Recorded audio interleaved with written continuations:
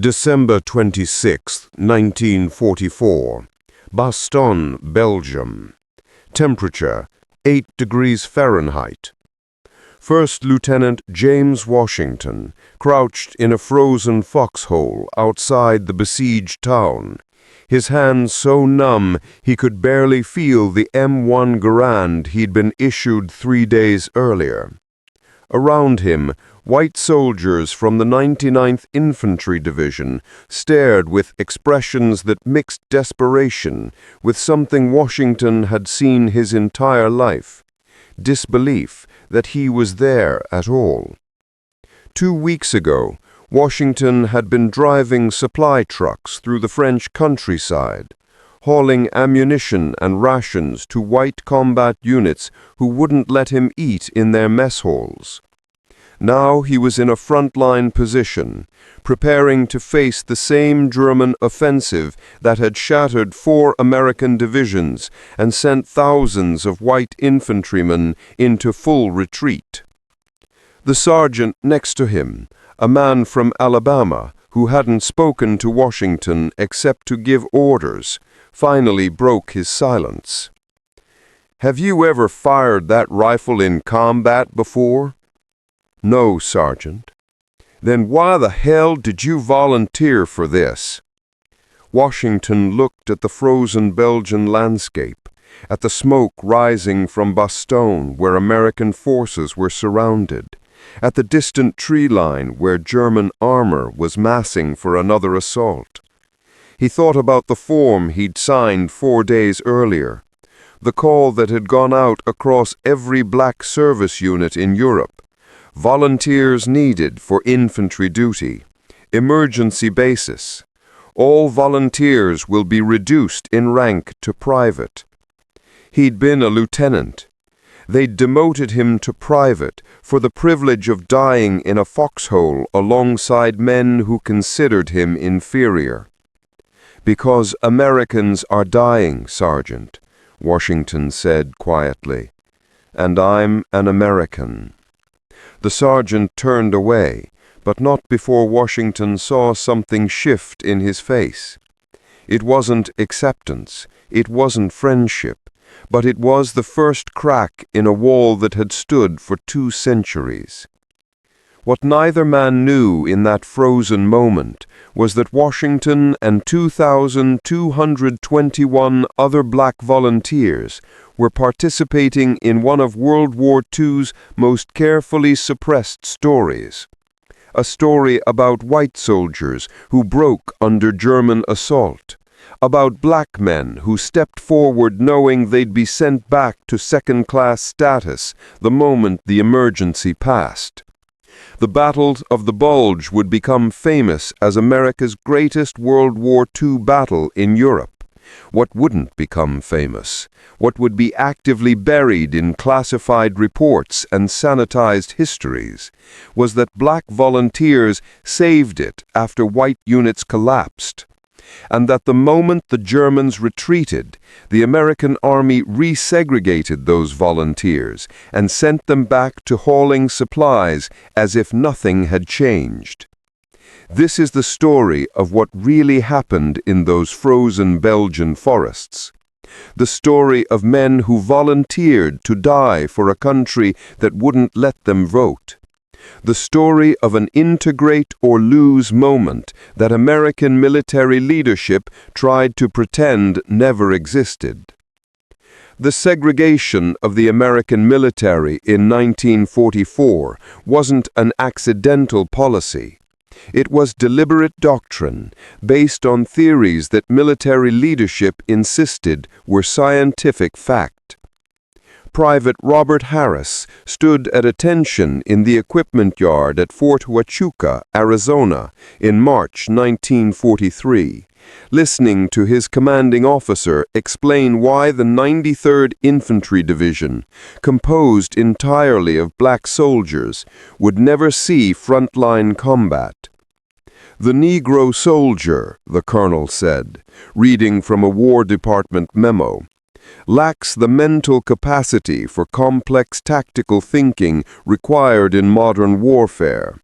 Studies have shown that colored troops perform adequately in labor and supply roles, but lack the initiative, discipline, and emotional control necessary for infantry combat. Harris, who had graduated third in his high school class in Philadelphia and scored in the 95th percentile on Army aptitude tests, said nothing. Speaking up would earn him punishment details. The lies were official policy, and official policy was enforced with court-martials for anyone who challenged it. The studies the colonel referenced were fraudulent from conception. They'd been designed by researchers who started with racist conclusions and worked backward to find data supporting them. When black soldiers scored well on aptitude tests, researchers attributed it to lucky guessing. When they performed well in training, it was dismissed as rote memorization without understanding. Every data point that contradicted the predetermined conclusions was explained away or ignored. But the lies served a purpose beyond simple prejudice. They justified a massive military infrastructure built on racial hierarchy. By December 1944, the U.S. Army had 700,000 black soldiers in service. Exactly 0 were assigned to frontline infantry units in integrated formations. Instead, they were concentrated in service and supply roles. The quartermaster corps hauled supplies. Port battalions unloaded ships. Engineer units built roads and bridges. Labor battalions dug latrines and filled sandbags. This wasn't inefficient. It was catastrophically wasteful. The Army was taking men who'd scored high on intelligence tests, who'd demonstrated leadership capability, who'd completed the same training as white infantry, and assigned them to manual labor because doctrine insisted they were incapable of anything else. Major General Edward Almond, who commanded the 92nd Infantry Division, one of only 2 black infantry divisions commanded by white officers, summarized the military's position in a memo to the War Department in October 1944. The Negro soldier is by nature subservient and inferior. He requires constant supervision by white officers and cannot be trusted with independent decision-making. Assignment to combat roles beyond the most basic infantry operations would result in unit failure and excessive casualties. Almond's assessment was based not on combat performance, but on ideology. The 92nd had barely seen action. But Almond had already concluded they would fail because doctrine told him black soldiers always failed. What Almond and officers like him never acknowledged was the deliberate sabotage built into black units. They were assigned the worst equipment. They received inadequate training time.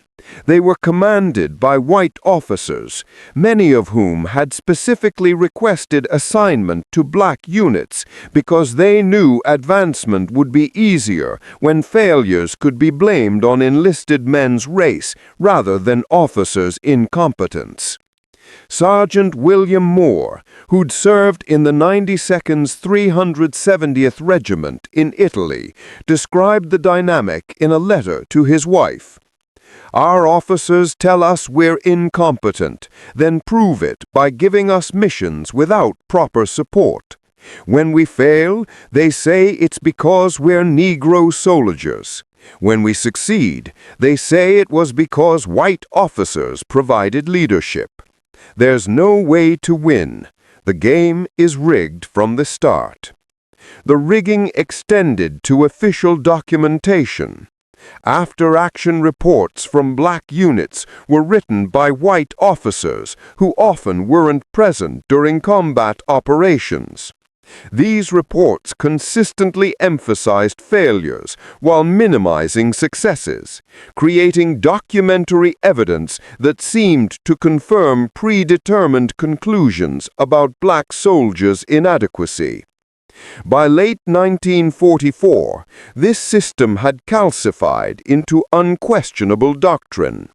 The Army's official position, documented in field manuals and training materials, was that racial integration would destroy unit cohesion and military effectiveness.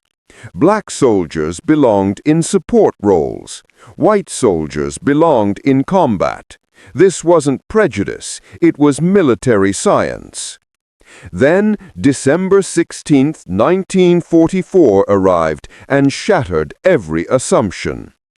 The Ardennes Forest, Belgium, December 16, 1944, 5:30 a.m.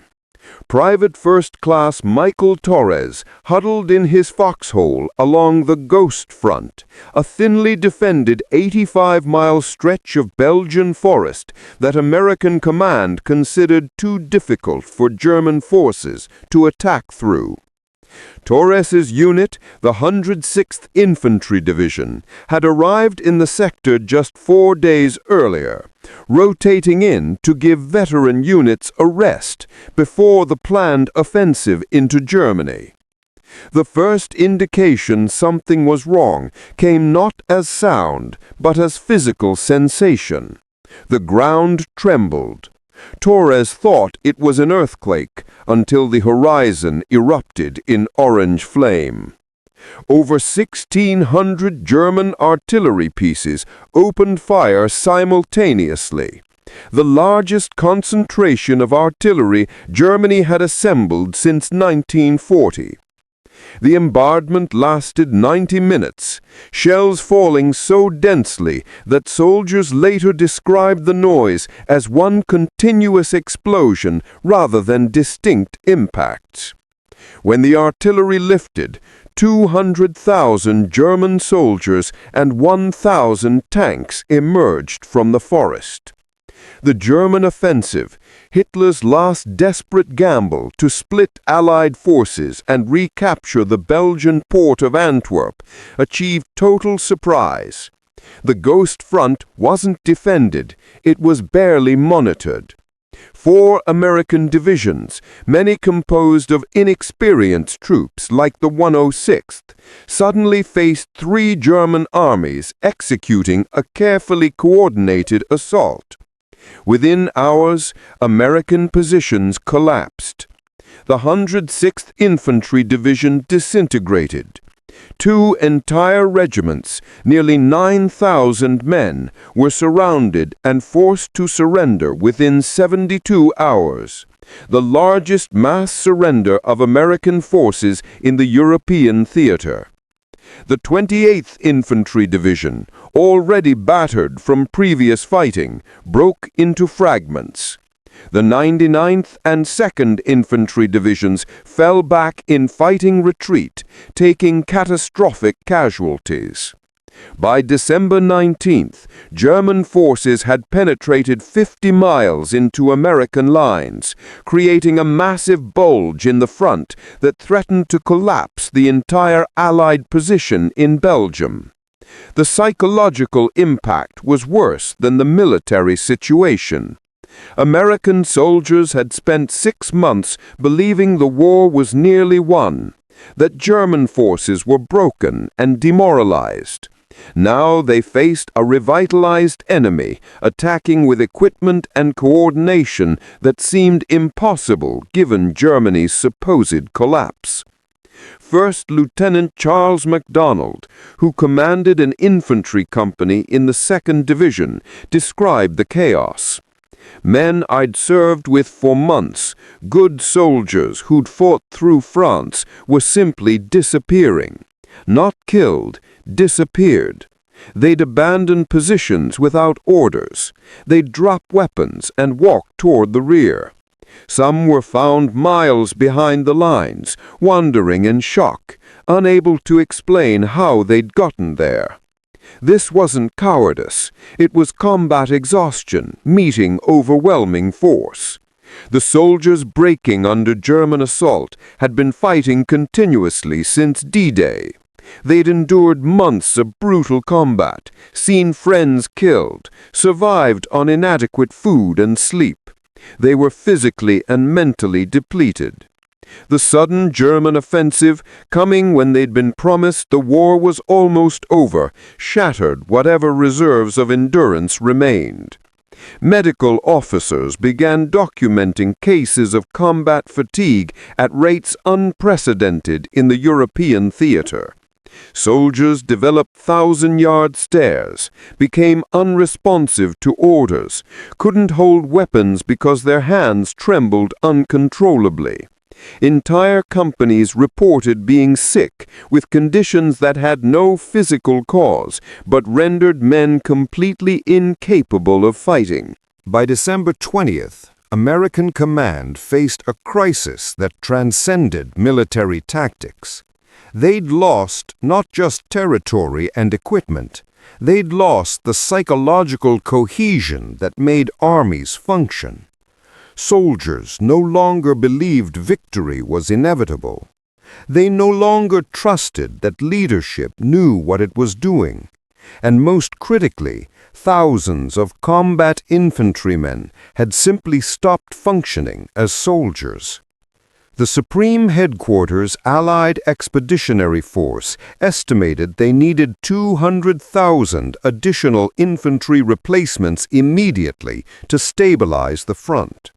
The entire American replacement system in Europe could provide maybe 50,000 within a month, and most of those would be poorly trained recruits rushed through abbreviated instruction.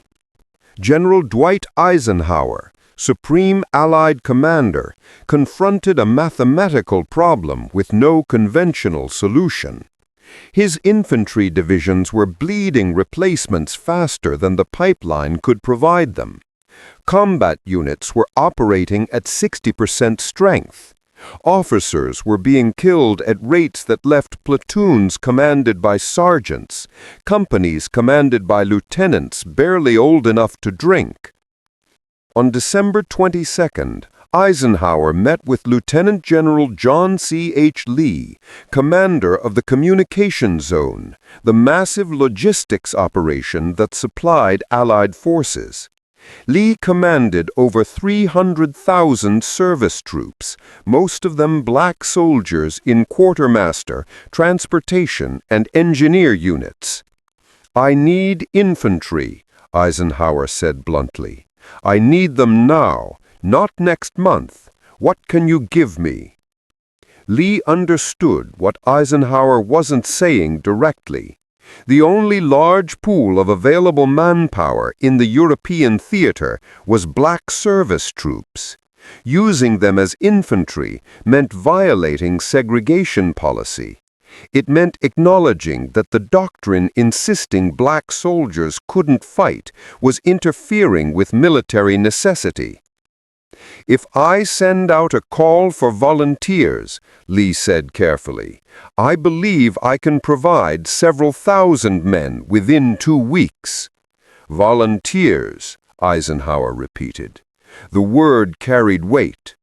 Volunteers couldn't later claim they'd been forced into integrated units. Volunteers made it possible to frame this as a temporary emergency measure rather than permanent policy change. "Make it happen," Eisenhower ordered. "I don't care about race. I don't care about policy. I care about holding the line until the weather clears and we can bring air support to bear. Get me infantry who can shoot straight and follow orders.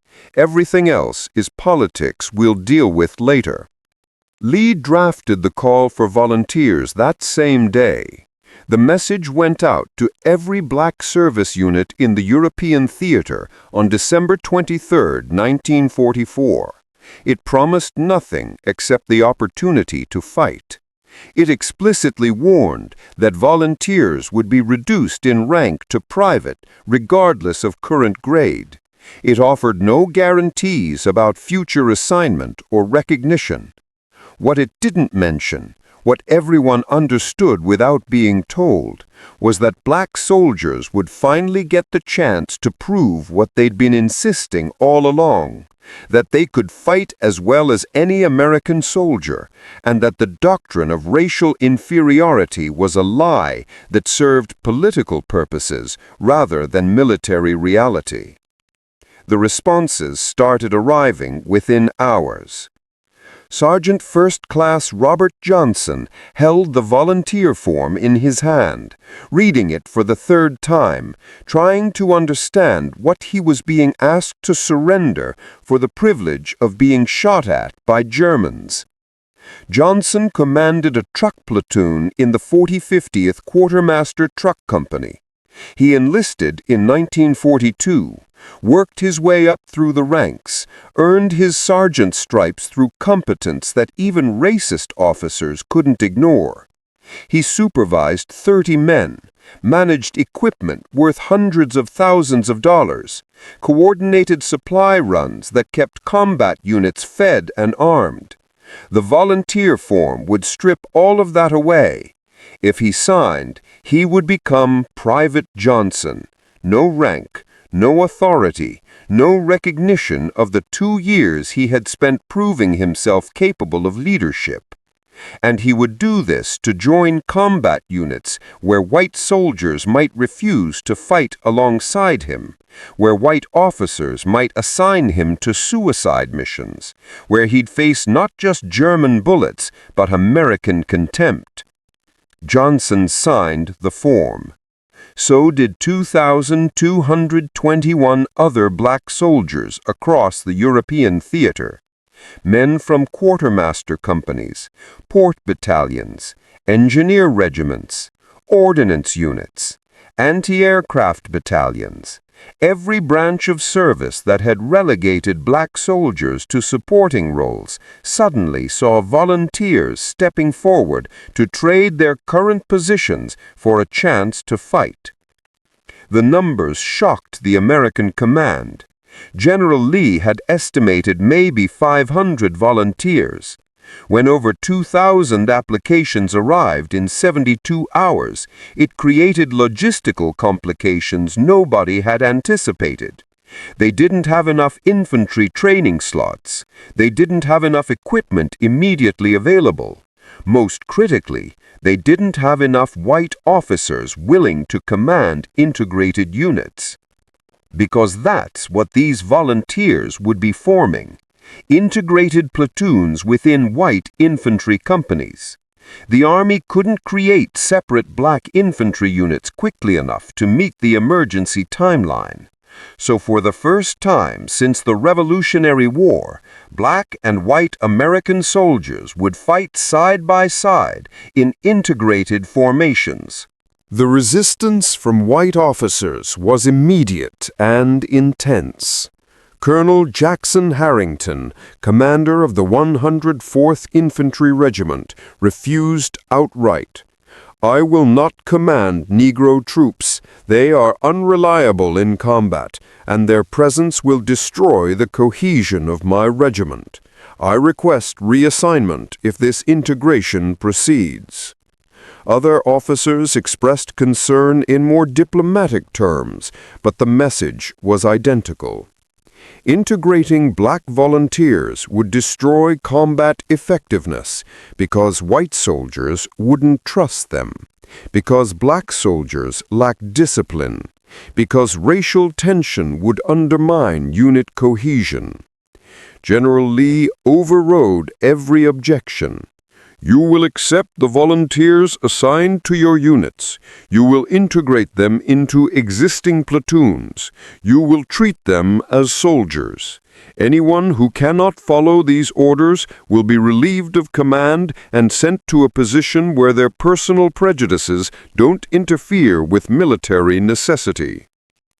The volunteers began arriving at infantry regiments on December 27th. Most had received exactly 1 week of refresher infantry training, basic weapons familiarization, tactical movement, communication protocols.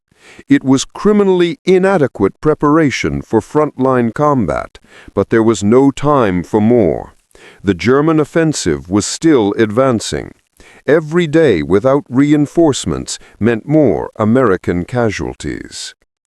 Private James Washington reported to the 99th Infantry Division on December 28th. He was assigned to Company K, 393rd Infantry Regiment, and placed in a platoon where every other soldier was white, most from southern states, all of them looking at him like he was a creature from another planet.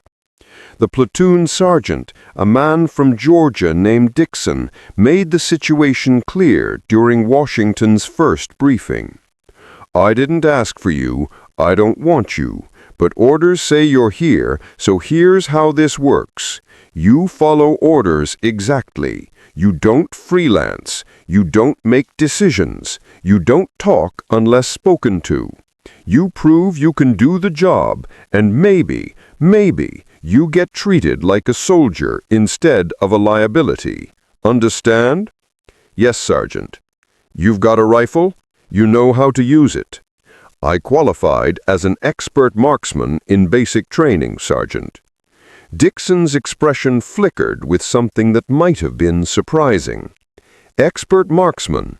Sure. We'll see how that translates when people are shooting back." What Dixon and officers like him didn't understand, what doctrine had conditioned them not to see, was that these black volunteers weren't randomly selected service troops with no combat aptitude. They were men who had scored well on military aptitude tests, who had demonstrated leadership in their units, who had volunteered specifically because they believed they could fight. Many had been infantrymen in segregated training before being diverted to service roles because the Army needed truck drivers more than it needed to challenge segregation policy. Others, like Washington, had college education and officer training. They'd been commissioned in segregated officer candidate schools, then assigned to black service units because the Army refused to integrate officer ranks. They'd spent months or years commanding supply operations, developing leadership skills that translated directly to combat situations. The volunteers weren't inferior soldiers being given a chance to prove themselves. They were capable soldiers who'd been deliberately kept out of combat roles by doctrine that insisted capability was distributed by race. Now that doctrine was meeting reality. The question was whether white soldiers and officers could adapt their beliefs when survival depended on cooperation, or whether prejudice was so deeply rooted that they'd rather die than acknowledge they had been wrong. January 3rd, 1945, Monschau, Belgium. Temperature, 12 degrees Fahrenheit. Private James Washington pressed himself against frozen earth, watching German infantry advance through morning fog 200 yards distant. His platoon held a section of defensive line outside the small Belgian town, positioned to block German forces attempting to exploit gaps in American positions. Washington's hands were steady on his M1 Garand, despite the cold, despite the fear, despite knowing that half of his platoon questioned whether he'd hold under fire. He'd been in this position for 48 hours, the first 2 days of actual frontline duty after a week of integration that had been tense with unspoken hostility. The German advance continued. Approximately 40 infantry, supported by 2 machine gun teams, moving with tactical competence that suggested experienced troops rather than the teenagers and old men American propaganda claimed were all Germany had left. Sergeant Dixon, crouched in the foxhole next to Washington's, studied the advancing Germans through field glasses. His platoon numbered 28 men after recent casualties, below strength but still functional if they maintain discipline. The question mark in Dixon's tactical calculations was whether the 6 black volunteers integrated into his platoon 3 days ago would perform or break when shooting started. "Sergeant Dixon?" called quietly. "Yes, Sergeant." "You see that machine gun team setting up at 10 o'clock, maybe 180 yards out?" Washington shifted his position, scanning the indicated area. Through the fog, he spotted the German team, 2 soldiers carrying an MG-42, a third with ammunition boxes, moving toward a slight rise that would give them a commanding field of fire over the American positions. "I see them, Sergeant. If they get that gun operative, they'll chew us apart. Can you drop the gunner from this range?" The question carried weight beyond tactics. Dixon was asking whether Washington could make a shot under pressure, at distance, with lives depending on accuracy.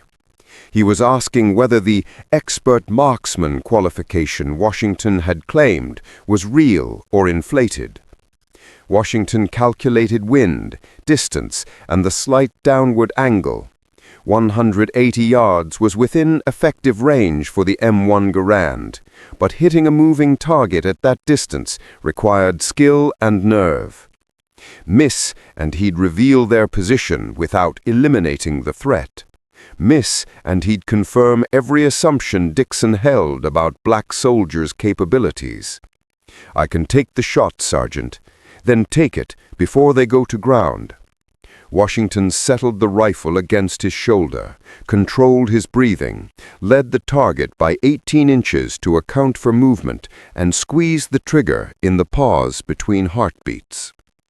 The German machine gunner dropped, clean hit to the upper chest, visible even at distance by the way the man's body jerked and fell.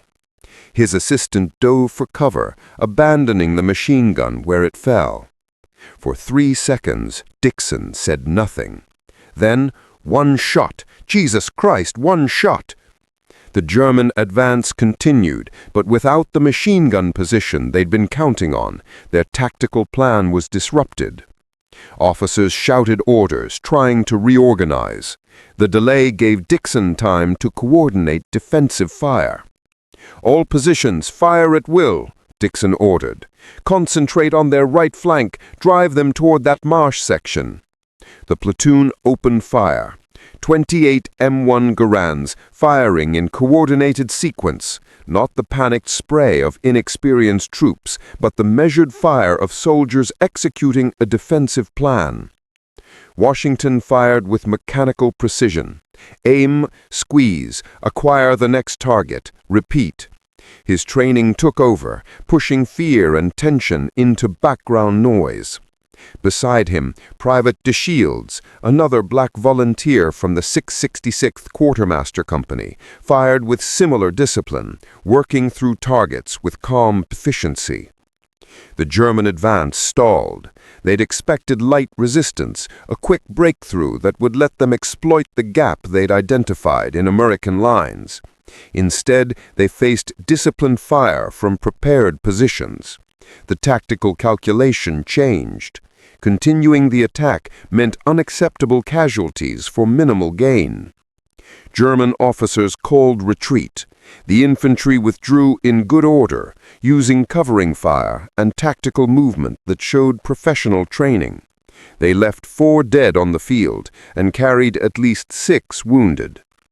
American casualties, none.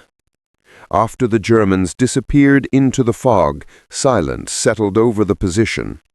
Dixon stood slowly, scanning the area where the enemy had withdrawn, then turned to look at Washington and DeShields. "You two, where'd you learn to shoot like that?" "Basic training, Sergeant, same place as everyone else." "Bullshit. I've seen basic training. That doesn't produce marksmen who can drop moving targets at 180 yards with one shot." Washington said nothing. The truth was that he'd grown up hunting in rural Virginia, that he'd been shooting since age 8, that marksmanship came naturally. But saying that would sound like bragging, and black soldiers who bragged around white soldiers usually regretted it. DeShields spoke up instead. "Sergeant, they told us we couldn't fight. They told us we'd break under fire, that we'd run, that we were only good for hauling supplies. We spent 2 years listening to that, and the whole time we were thinking, just give us a chance to prove you wrong. You just gave us that chance." Dixon was quiet for a long moment. "You proved something today, both of you." He paused, then added with obvious difficulty, "I was wrong about you. I don't know if I was wrong about everything, but I was wrong about you." It wasn't an apology, it wasn't accepted, but it was the first crack in the wall, the first moment where belief confronted evidence, and belief had to adjust. Word of the engagement spread through the company by evening. A platoon with integrated black volunteers had held against German assault, had taken no casualties, had fought with discipline that matched or exceeded regular infantry performance.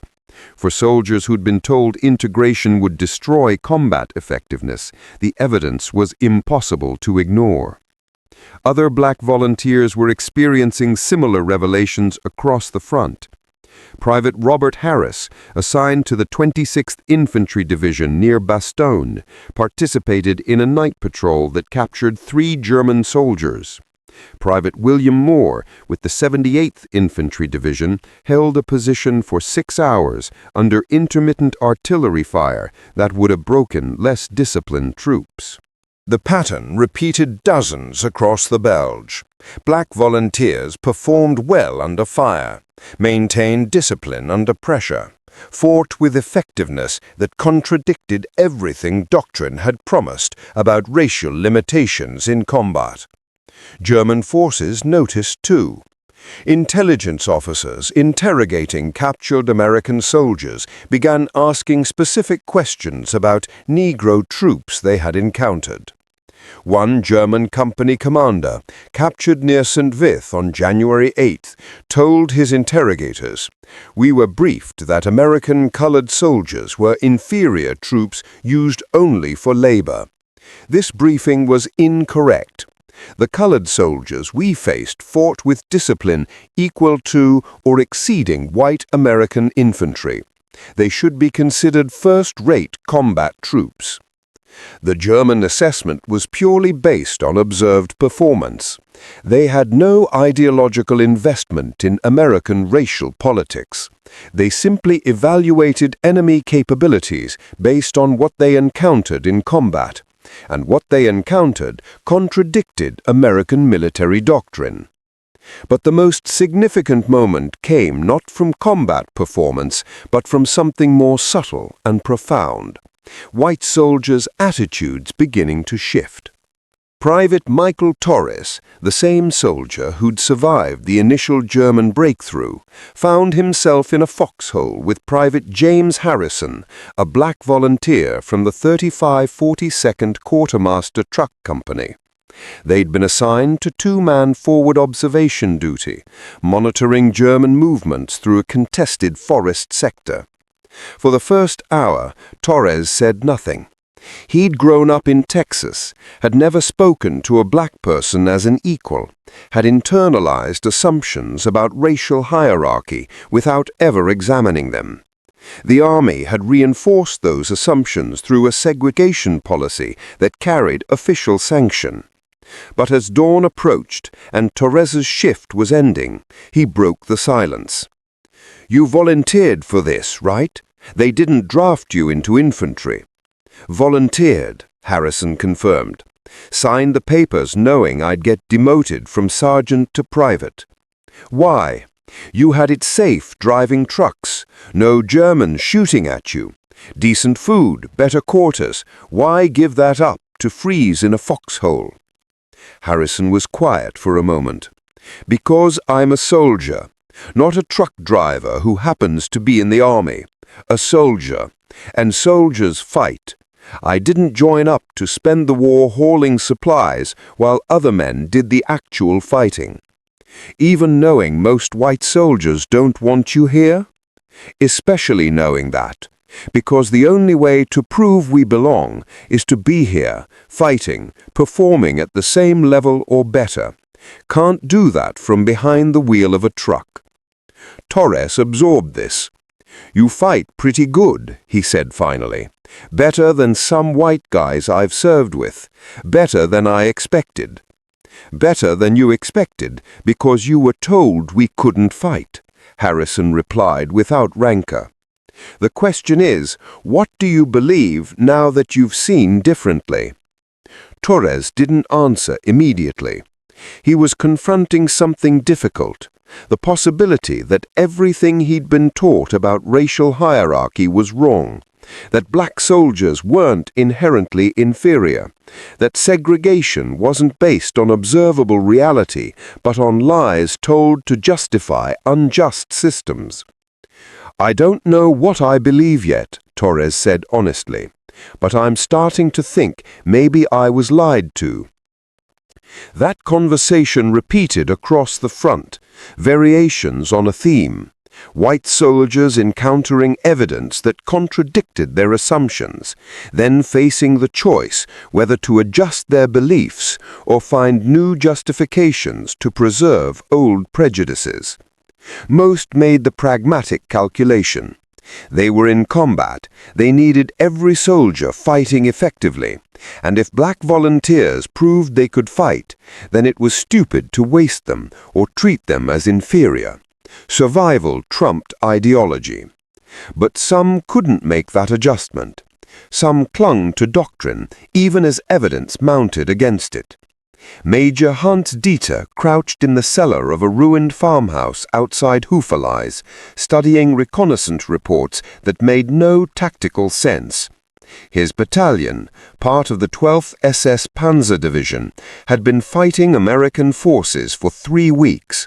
They'd initially achieved spectacular success, breaking through undermanned positions and advancing deep into American territory. Then the advance had stalled, not because of superior American tactics or overwhelming firepower, but because American infantry was performing far better than German intelligence had predicted. Dieter spread the after-action reports across a makeshift table. Every company commander reported similar observations. American infantry units were holding positions longer, counter-attacking more aggressively, fighting with discipline that exceeded earlier encounters. Some attributed it to veteran units rotating into the line. Others suggested Americans had deployed fresh divisions from the States. But one report from Hauptmann Wilhelm Kessler included a detail that others had missed.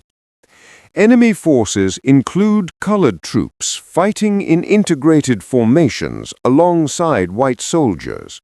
These colored troops demonstrate combat proficiency equal to regular American infantry. Previous intelligence assessments indicated colored American soldiers were relegated to labor duties appears to be outdated. Dieter had served on the Eastern Front before transferring west. He'd fought Soviet forces that included Asian troops from Siberia, Georgian mountain fighters, Ukrainian partisan units.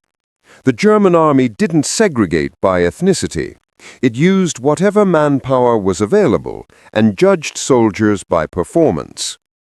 The American practice of segregating military forces by race had always seemed wasteful to German commanders. Why deliberately weaken your army by excluding capable soldiers based on skin color? It was the kind of ideological rigidity that sacrificed military effectiveness for political purity. But now, Americans were abandoning that practice, at least partially. The colored troops Kessler had reported weren't separate units. They were integrated into white infantry companies, fighting side by side, sharing foxholes and weapons and danger. This suggested something significant. Americans were desperate enough to violate their own racial policies. That meant the Bulge offensive was hurting them badly, forcing them to compromise principles they'd previously insisted were non-negotiable. It also meant German intelligence assessments were wrong about American combat capability. If Americans had been keeping capable soldiers out of combat for ideological reasons, then the troop quality Germany was now facing represented America's actual strength, rather than the diluted version they'd been fighting earlier. Dieter drafted a report for division intelligence. He documented the observations about integrated colored troops, included tactical assessments of their performance, and concluded with a recommendation. German forces should no longer assume American colored troops are inferior combatants. Intelligence briefings should be updated to reflect that Americans are deploying all available manpower regardless of race, and this manpower appears to be of high quality. The report was forwarded up the chain and eventually reached OKW, the High Command of the German Armed Forces. An intelligence analyst added a note.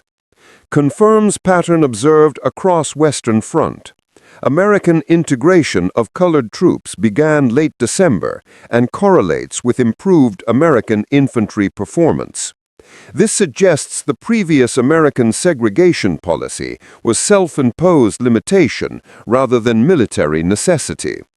Assessment: American combat capability should be revised upward. For German commanders fighting to hold ground against increasing American pressure, this was unwelcome news. It meant the enemy was getting stronger, not weaker. It meant the Bulge offensive had failed not just to achieve its objectives, but had actually made the strategic situation worse by forcing Americans to use all their resources more effectively.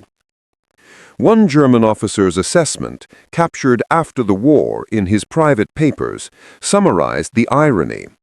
We attacked Americans believing their racial segregation weakened them.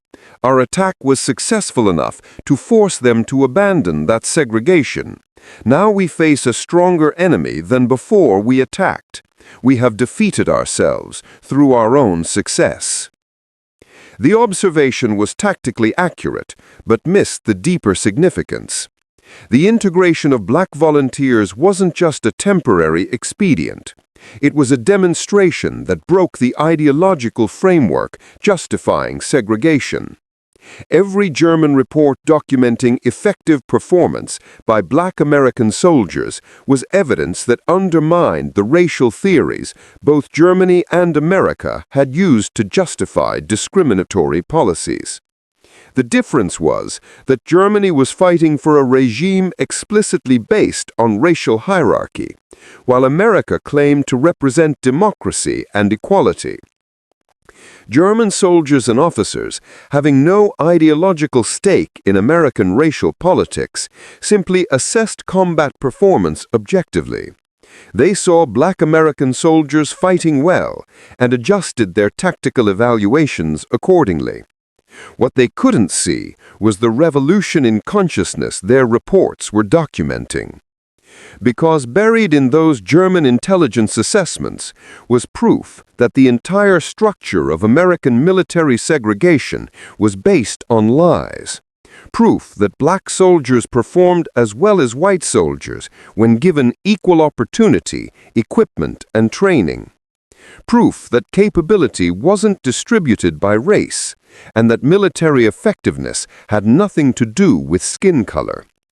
This proof would be hidden in classified files for decades, but its existence, documented by the enemy who had no reason to lie about American combat capabilities, would eventually become ammunition for civil rights activists, arguing that military integration proved broader social integration was both possible and beneficial. By late January 1945, the German offensive had stalled completely.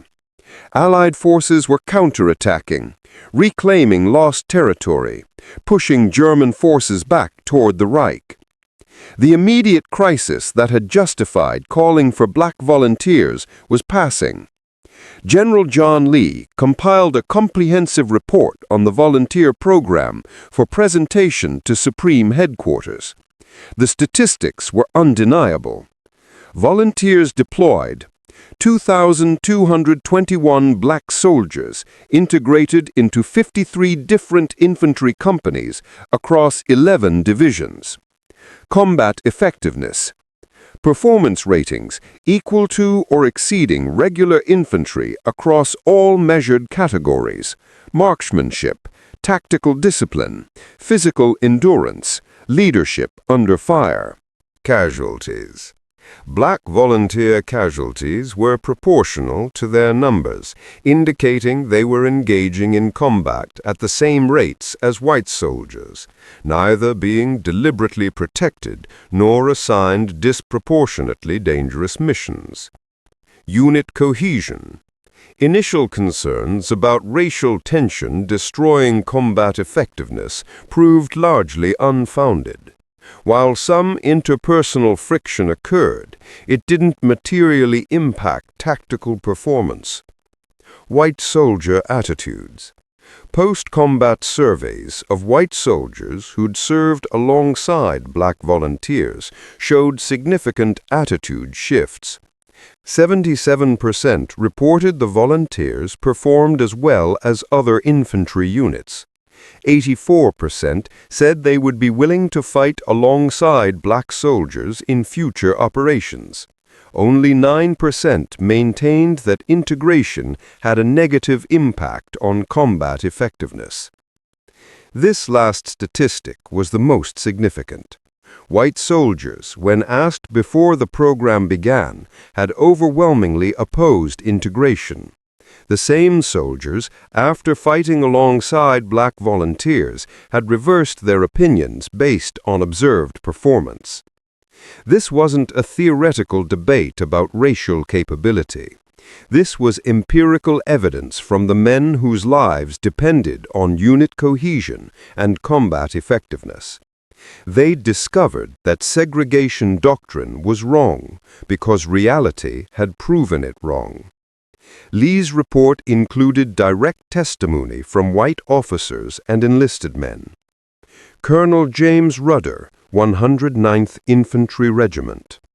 The colored volunteers assigned to my regiment performed with distinction. I observed no difference in combat effectiveness between integrated and non-integrated platoons. The program should be expanded. Sergeant Thomas Dixon, the same sergeant from Georgia who'd initially resisted Washington's assignment. I was wrong about colored soldiers. I admit that freely. Private Washington saved my life on January 15th when he spotted German infiltrators approaching our position at night. He's the best shot in my platoon.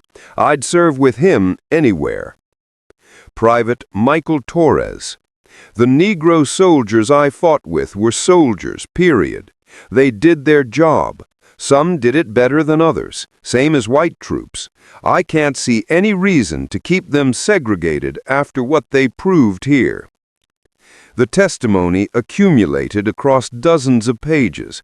White soldiers acknowledging they'd been wrong, white officers recommending permanent integration, combat veterans stating that segregation policy was interfering with military effectiveness. Lee concluded his report with a recommendation. The volunteer program demonstrates that integration of Negro troops into combat infantry units is both feasible and beneficial to overall combat effectiveness. I recommend this program be expanded and formalized as a permanent policy. The report was delivered to General Eisenhower's headquarters on February 3, 1945. February 10, 1945. Supreme Headquarters Allied Expeditionary Force, Versailles, France. General Eisenhower sat across from 3 officers: General Lee, who'd administered the volunteer program, General Devers, commander of 6th Army Group, and Colonel Hobart, an officer from the War Department's Personnel Division who'd flown from Washington specifically for this meeting. On the table between them sat Lee's report documenting the success of integrating black volunteers. Next to it sat a classified memo from the War Department, marked Urgent, Policy Guidance. Eisenhower had read both documents. He'd spent 2 days wrestling with the contradiction they represented. The field report proved integration worked. The War Department memo ordered it terminated immediately. "Gentlemen," Eisenhower began, "Lee's report demonstrates that Negro soldiers performed excellently in integrated units. Combat effectiveness was maintained or improved. White soldiers' attitudes shifted positively. Every measurable indicator suggests the program succeeded beyond our expectations." "That's correct, sir," Lee confirmed. "However," Eisenhower continued, his voice hardening, "the War Department has made its position clear. Integration was authorized as an emergency measure during the Bulge crisis. That crisis has passed. Therefore, all Negro volunteers are to be returned to their original service units immediately. No permanent integration will occur. The program is terminated effective March 1. The room fell silent. Lee had expected resistance from the War Department, but he'd believed that documented success would override political concerns. He'd been wrong. "Sir," Lee said carefully, "we have empirical evidence that integration improves combat effectiveness. We have testimony from white soldiers supporting integration. We have German intelligence reports confirming that Negro troops fought as well as white troops. On what basis is the War Department rejecting a program that demonstrably works?" Colonel Hobart spoke up. "General Lee, you're looking at this from a purely military perspective. The War Department must consider broader implications. Integration in the military would create pressure for integration in civilian society. Southern congressmen have made it clear that they'll cut military appropriations if integration becomes permanent policy. The political cost is too high. So we're sacrificing military effectiveness for political expediency," Lee said flatly. "We're acknowledging reality. American society isn't ready for integration. Forcing it through military policy would create backlash that undermines support for the war effort and post-war reconstruction. The timing is wrong." Eisenhower raised a hand. "This discussion is academic. The War Department has issued orders. We will comply. All Negro volunteers will be returned to service units by March 1. Their rank will be restored to pre-volunteer levels as compensation for their service." "And their combat records?" Lee asked. "Their proven performance? That just disappears?" "It will be documented," Eisenhower said. "Their service was commendable and will be noted in their personnel files, but the program ends." What Eisenhower didn't say, what everyone in the room understood, was that those personnel files would be buried in classified archives where they couldn't influence public debate about segregation. The War Department wasn't just ending the program, it was suppressing evidence that integration worked. The betrayal was comprehensive and deliberate. Black volunteers who'd risked their lives, who'd accepted demotion for the privilege of fighting, who'd proved their capabilities beyond any reasonable dispute, would be sent back to hauling supplies as if nothing had changed. The white soldiers who'd learned to respect them would be separated and reassigned. The integrated units that had fought effectively would be disbanded.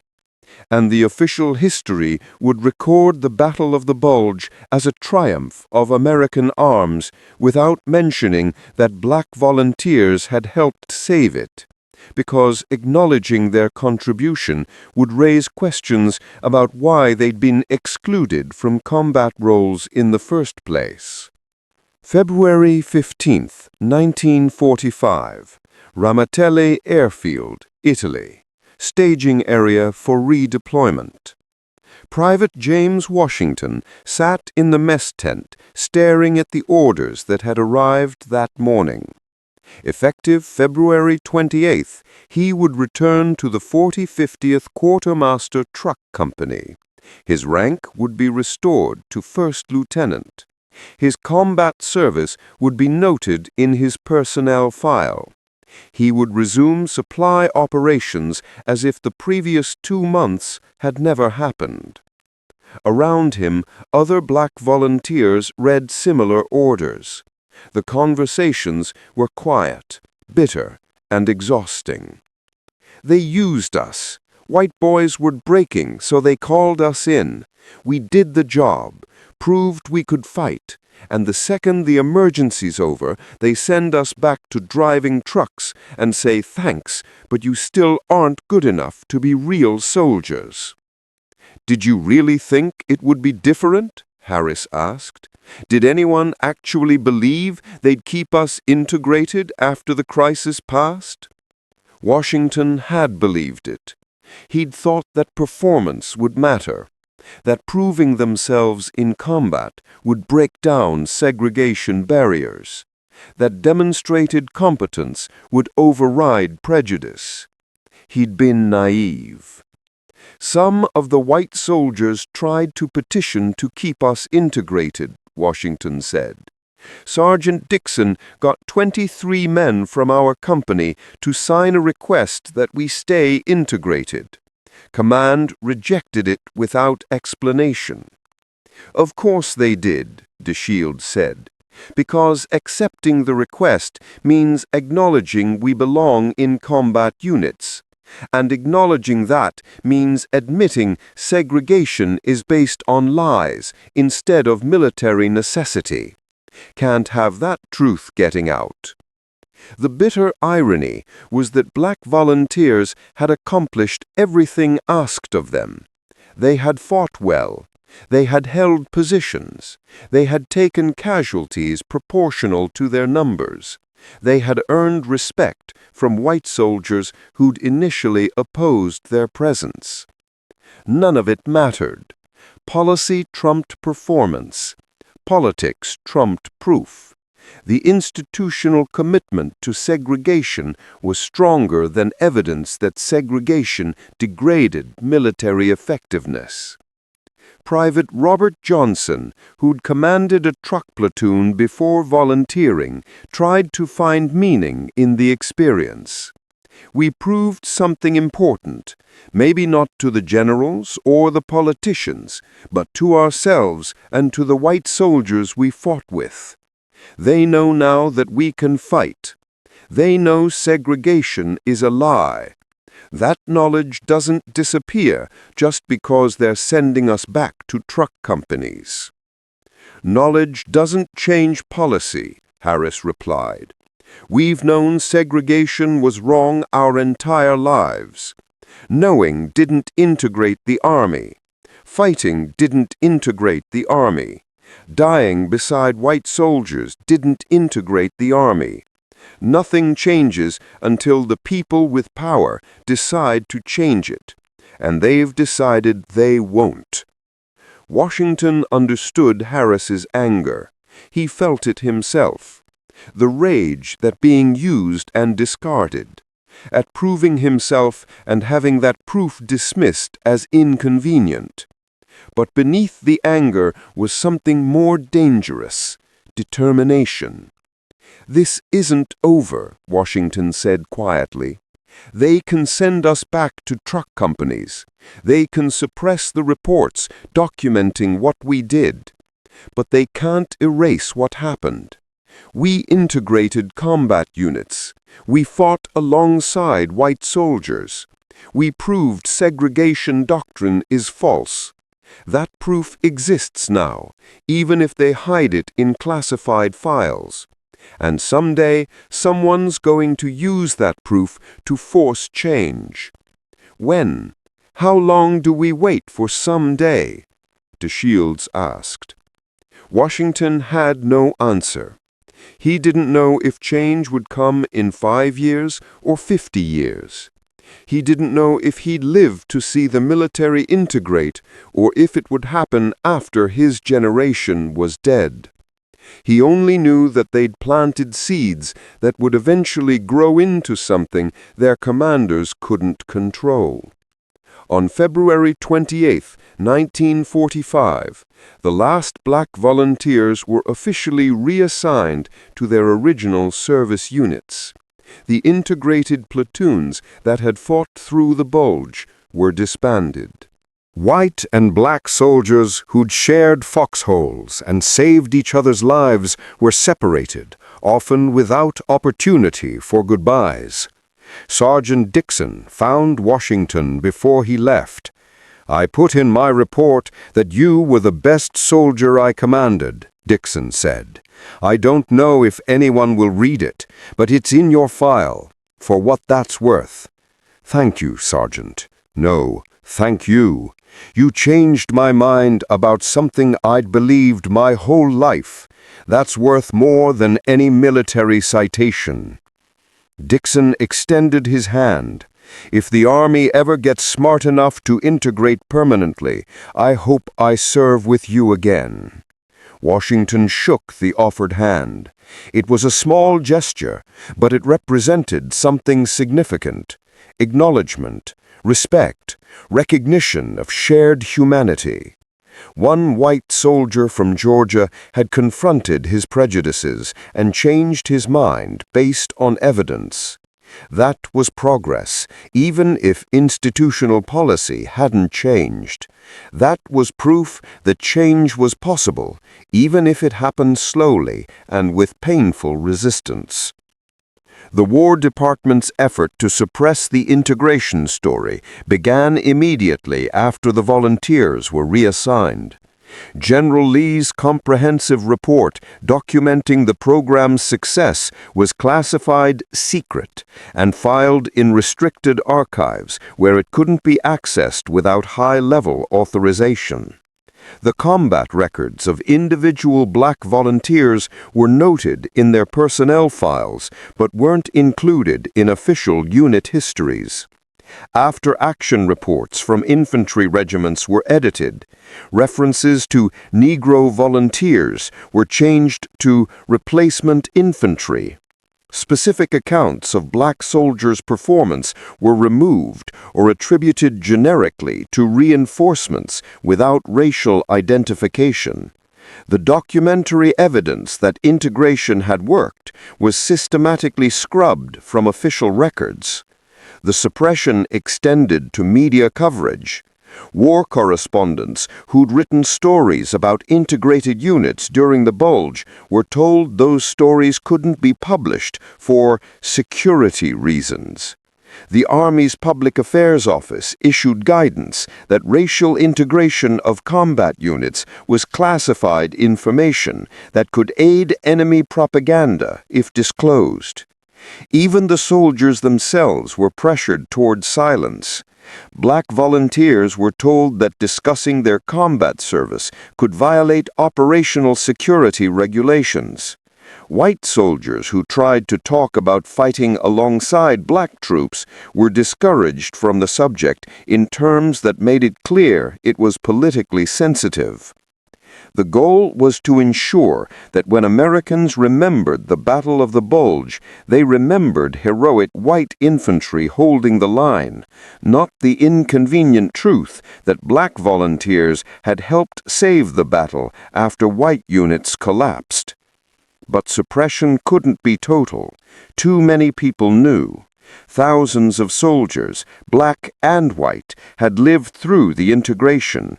They carried memories that couldn't be erased by classified documents or edited reports.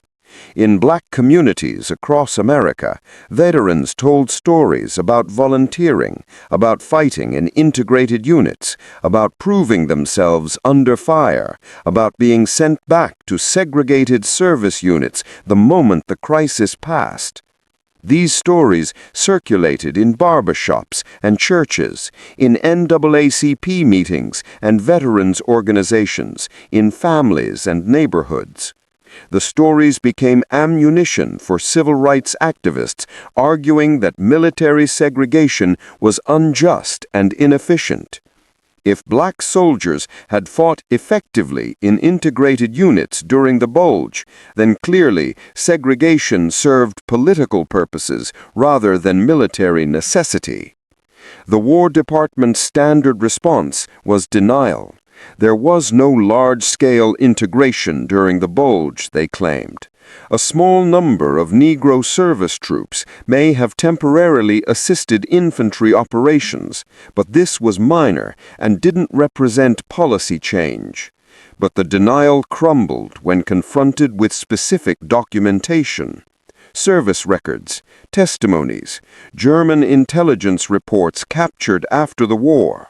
Each piece of evidence contradicted the official narrative of denial. By 1947, pressure for military integration was building. President Truman, responding to civil rights advocacy and political calculations about black voters, was considering executive action to integrate the armed forces. The War Department resisted, claiming integration would destroy combat effectiveness. Then A. Philip Randolph, civil rights leader and head of the Brotherhood of Sleeping Car Porters, presented evidence to Congress about the Bulge integration program. He had copies of General Lee's suppressed report. He had testimony from white officers who'd commanded integrated units. He had German intelligence assessments documenting black soldiers' combat effectiveness. The Army claims integration is impossible, Randolph told congressional investigators, but they already did it in 1944 and 1945. It worked. They documented it worked. Then they classified the evidence and pretended it never happened because the truth threatened segregation policy. The revelation was politically explosive. The Army had been caught suppressing evidence that contradicted its own policy justifications. It had classified documents not for security reasons, but to hide proof that segregation was based on prejudice rather than military necessity. Truman used this evidence as partial justification when he signed Executive Order 9981 on July 26, 1948. Directing the armed forces to integrate. The order didn't mention the Bulge volunteers specifically, but everyone involved in the political maneuvering knew those volunteers had proved integration was feasible. The actual implementation of integration took years. The Army dragged its feet, created obstacles, slow-rolled the process in ways that preserved segregation in practice, if not policy. But the direction was irreversible.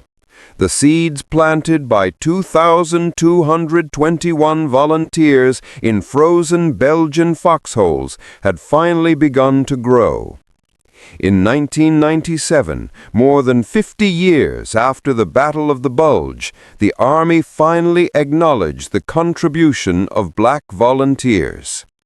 The official recognition came quietly, without fanfare. A ceremony at the Pentagon. A few dozen surviving volunteers, now elderly men, received commendations for their service. A carefully worded statement acknowledging that Negro soldiers performed with distinction during the Bulge offensive and their service contributed to the eventual integration of the armed forces. James Washington attended the ceremony. He was 76 years old, walked with a cane, had buried most of the men he'd served with. The medal they pinned on his chest felt simultaneously meaningful and inadequate. Meaningful because it acknowledged what he'd done, that he'd proved himself as a soldier despite every institutional barrier. Inadequate because it came 5 decades too late, after most of the volunteers were dead, after the evidence had been suppressed for generations. A young reporter asked Washington if he was angry about how long recognition had taken. Angry? Washington considered the question. "I've been angry for 50 years. Angry that we proved ourselves and they sent us back to segregated units.